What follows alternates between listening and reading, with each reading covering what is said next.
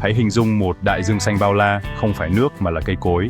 Đây chính là rừng mưa Amazon, trải dài qua 9 quốc gia ở Nam Mỹ. Từ lâu, nó được gọi là lá phổi của trái đất. Cây cối ở đây hấp thu carbon dioxide và thải ra oxy mà chúng ta hít thở. Amazon là một máy lọc không khí sống, giữ cho bầu khí quyển cân bằng. Nhưng Amazon không chỉ có cây cối, đó là một thế giới sống động tràn đầy sự sống. Hàng triệu loài độc đáo tạo thành một mạng lưới đa dạng sinh học phức tạp. Dòng sông Amazon hùng vĩ chạy qua trung tâm, biến nơi đây thành hồ chứa nước ngọt khổng lồ. Amazon cũng là nhà của hàng trăm cộng đồng bản địa, với văn hóa gắn bó sâu sắc với đất đai. Khi nói về Amazon, chúng ta nói về không khí, khí hậu và sự sống. Nhưng lá phổi xanh này đang gặp nguy hiểm, chúng đang phải vật lộn để thở. Số phận của Amazon gắn liền với số phận của chúng ta, thời gian để hành động là bây giờ, và chúng ta có thể làm gì để bảo vệ nó? Rừng Amazon đang bị thu hẹp, chủ yếu do nạn phá rừng phục vụ nông nghiệp. Những khu vực rộng lớn bị chặt phá để làm trang trại chăn nuôi gia súc và đôn điền đậu nành, đáp ứng nhu cầu toàn cầu về thịt bò và thức ăn chăn nuôi. Dậu cổ và các loại cây trồng thương phẩm khác cũng góp phần làm mất rừng. Khai thác gỗ trái phép làm suy yếu rừng, ảnh hưởng đến động vật hoang dã và người dân bản địa. Mọi hoạt động này cắt Amazon thành những mảnh nhỏ hơn, yếu hơn. Sự sống còn của Amazon phụ thuộc vào những gì chúng ta làm tiếp theo. Chất phá rừng Amazon gây ra một chuỗi phản ứng nguy hiểm. Khi cây cối cháy, carbon tích trữ được giải phóng, thúc đẩy biến đổi khí hậu và thời tiết khắc nghiệt. Phá rừng có nghĩa là ít cây hơn để hấp thụ carbon và nhiều carbon hơn trong không khí. Amazon tự tạo ra mưa, chặt cây phá vỡ trụ trình này, dẫn đến hạn hán, ảnh hưởng đến nông nghiệp xa hơn cả khu rừng. Sự mất mát đa dạng sinh học là đáng kinh ngạc. Amazon chứa 10% tổng số loài đã biết, nhiều loài chưa được khám phá. Phá hủy môi trường sống của chúng đầy vô số thực vật và động vật đến bờ vực tuyệt chủng. Những phương pháp chữa bệnh và kiến thức tiềm năng bị mất vĩnh viễn. Người dân bản địa đang ở tuyến đầu, mất nhà cửa, nước và văn hóa khi rừng biến mất. Cách sống của họ và vai trò của họ như những người bảo vệ đang bị đe dọa. Sự mất mát của Amazon là một mất mát cho toàn nhân loại. Chúng ta đang đốt một thư viện sống trước khi chúng ta đọc những trang quan trọng nhất của nó. Hậu quả là toàn cầu, tức thời và không thể đảo ngược. Số phận của Amazon là số phận của chúng ta. Chúng ta phải hành động trước khi thiệt hại trở nên vĩnh viễn. Đồng hồ đang đem ngược, thế giới đang theo dõi. Những con số thật đáng kinh ngạc. Một khu vực có kích thước bằng một sân bóng đá biến mất khỏi Amazon mỗi phút. Từ năm 1970, hơn 20% rừng mưa đã biến mất, lớn hơn diện tích nước Pháp. Nạn phá rừng đang gia tăng, với những năm gần đây chứng kiến những mất mát kỷ lục.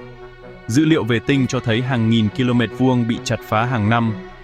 Mỗi km bị mất có nghĩa là mặt đa dạng sinh học, nhiều carbon hơn trong không khí và một bước gần hơn đến sự sụp đổ sinh thái. Các vụ cháy thường được cố ý đốt để dọn đất, gửi khói đi khắp các châu lục và tàn phá các hệ sinh thái. Mùa khô mang lại rủi ro lớn hơn nữa khi rừng trở nên dễ cháy hơn. Nhiều nạn phá rừng dẫn đến ít mưa hơn, nhiều vụ cháy hơn và một vòng luẩn quẩn của sự tàn phá. Các nhà khoa học cảnh báo Amazon có thể đạt đến điểm tới hạn, biến thành một thảo nguyên khô cằn.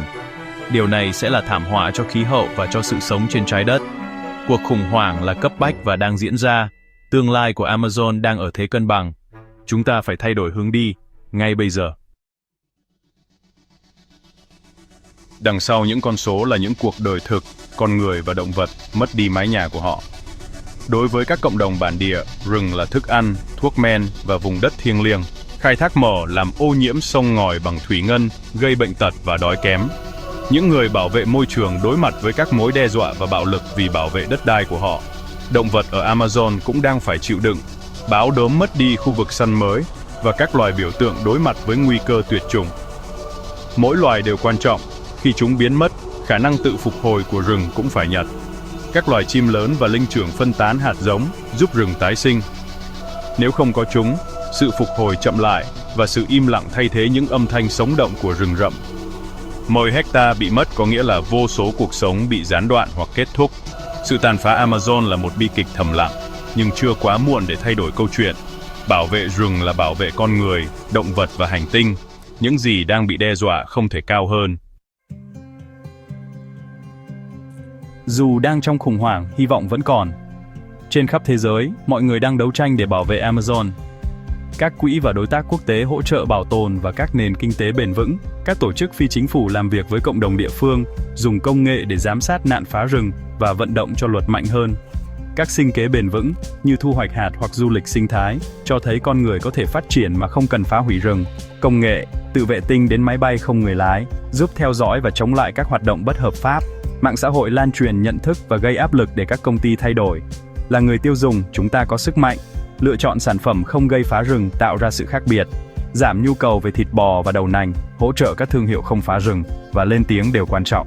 Mỗi hành động, dù lớn hay nhỏ, đều tích lũy.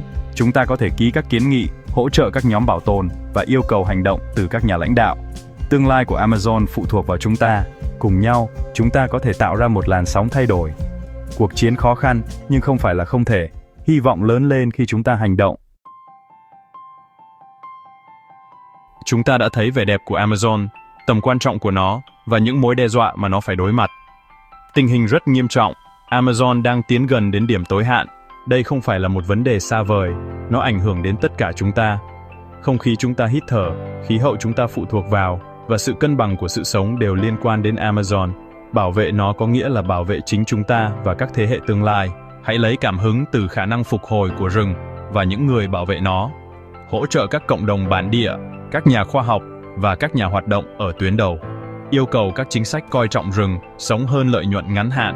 Mỗi nỗ lực đều có giá trị, những thay đổi nhỏ, quyên góp, trò chuyện và những lựa chọn có ý thức. Cùng nhau, chúng ta có thể chữa lành lá phổi của hành tinh chúng ta. Tương lai của Amazon và của chúng ta phụ thuộc vào những gì chúng ta làm bây giờ. Hãy đảm bảo nó tiếp tục mang lại sự sống cho thế giới của chúng ta. Thời gian để hành động là hôm nay.